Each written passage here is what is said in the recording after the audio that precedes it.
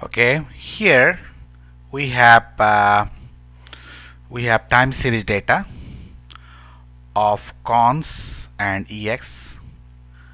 We have these two variable. What is cons? Cons is consumption and ex is export. So we have two variable, and I'm opening these two variable,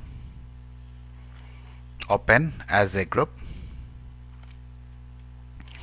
So it is the variable ex and cons, and from 1960 to until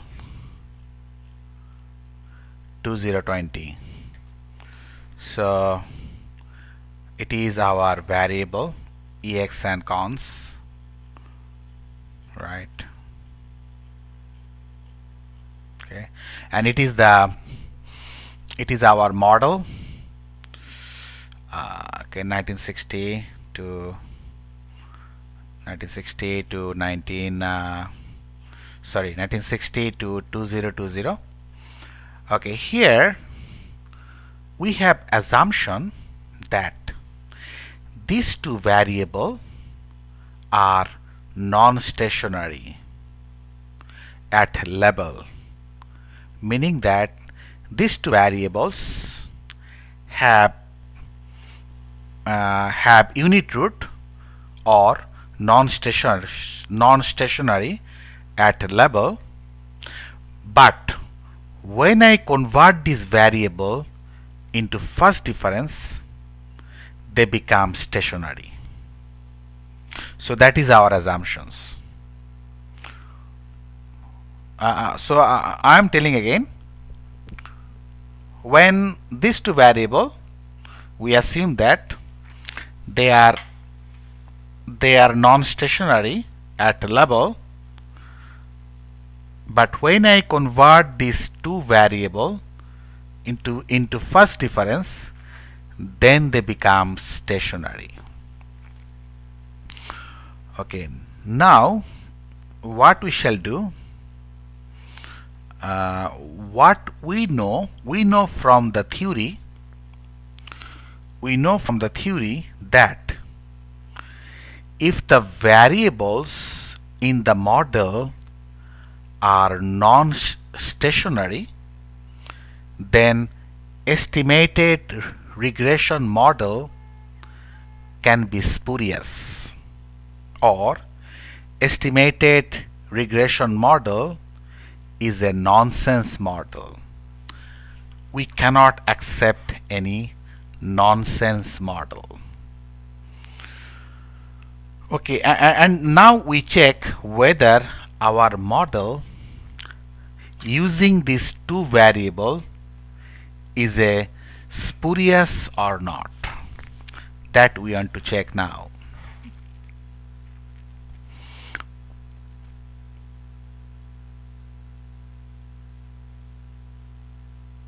Okay, we want to check now that so we estimate the regression line with this two variable, right? Okay, so how to run regression model? I go to quick, then I go to estimate equation. Okay, and here ex is the dependent variable, so I write it first, ex, then I write c, then I write cons. So this is our regression model. Ex is the dependent variable and cons is the independent variable, and c is the constant, and here both the variables are non-stationary. Okay, but the first difference of this variable is stationary, that we assume, but we have not tested it. We have not tested it, but we assume that both are stationary after first difference. And okay, now we run this model, right?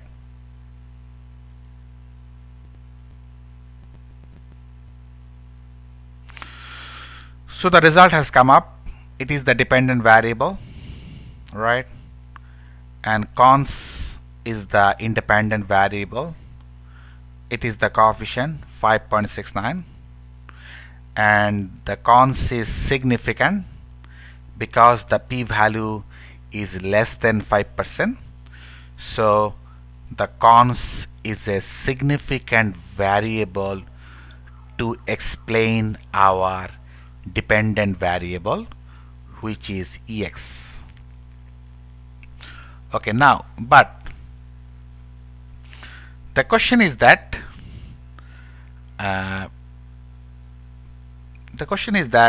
whether this model, this estimated model, is a spurious or not, or whether this model is a nonsense model or not. Okay, what is the symptom of a spurious model? The symptom of a spurious model is the value of R square should be greater than Durbin-Watson statistics, right? That is the spurious model.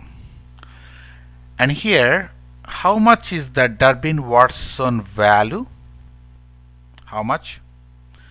0.72, and which is greater than Durbin-Watson statistics, meaning that our estimated model is a spurious model because R square is more than Durbin-Watson statistics. So it is a spurious model. Okay, that means when the model is spurious, we cannot accept the model. Okay, but there is a one more thing. But if the residual of this model is spurious, if the residual of this model is stationary, then our estimated model is no longer spurious. So we should check the residual, whether it is stationary or not stationary. And here, so what is the residual of this model? You can see from here. So here it is the residual of our regression model. You can see from here, it is the residual. You see, it is the residual of the model, right, from 1960 to 2020, right? You can see from here. And if this residual is stationary, then our regression model is not spurious. Okay, so what I do, I create a variable here. I create a variable such as U, new object, then series, then I put U. You see, I create a variable which is U. And what is U? U, I put it U equal to receipt. You see from here? That means U and receipt should be the same thing, right? Then I press enter. Okay, so now receipt and U has become same. So so we are opening both to check.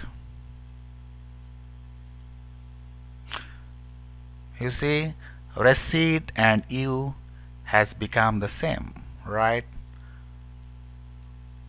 Right? Until 2020, right? Both variable become same. Okay. Now, if this U is stationary, then our estimated model is not spurious. Okay. So how to check? I go to quick, I go to series statistics, I go to unit root test, then I write U. U is the residual, right? So here what I am doing, I am doing unit root testing. Okay, so augmented Dickey Fuller, right? So here are three options. We know already, right? We have the three options, right? Intercept, trend and intercept, and none. Okay, suppose I choose the first option, intercept, right? And the residual at level, right? Then what happens? I press OK. You see, what is our null hypothesis? U has a unit root. U has a unit root means what? It means U is non-stationary. That is the null hypothesis. And what is the alternative hypothesis? Alternative hypothesis is U is stationary. That means U does not have any unit root. That is alternative hypothesis. Okay, and what is our augmented Dickey Fuller statistics? Minus 3.29, right? Minus 3.29. That is the test statistics. And what is the critical value? At 1%, 3.54, 5%, 2.91, 10%, 2.59. So, but here we cannot use all this critical value. We cannot use all this critical value.